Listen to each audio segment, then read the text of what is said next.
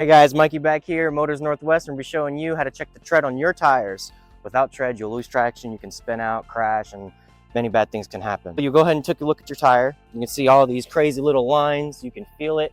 You can feel how grippy the tire really is. Now, there's a term that we use called bald, and that is when all this tread is just worn down and it's really flat. And you'll actually be able to feel that. But with this, you can feel every little bump, which means that this thing is ready to grip. A way that you can check this in detail is if you take a regular normal quarter and you take a look at the top, kind of like the hairline, right?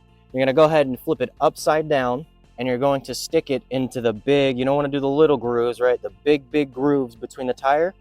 You're gonna stick it right on through, and you can see that the tire exceeds his hairline where it starts, which means that it has great tread and it is gonna be lasting a while.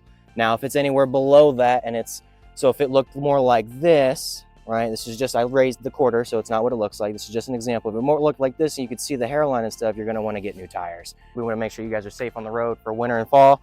So make sure you get your tires checked. We hope you guys have an awesome day.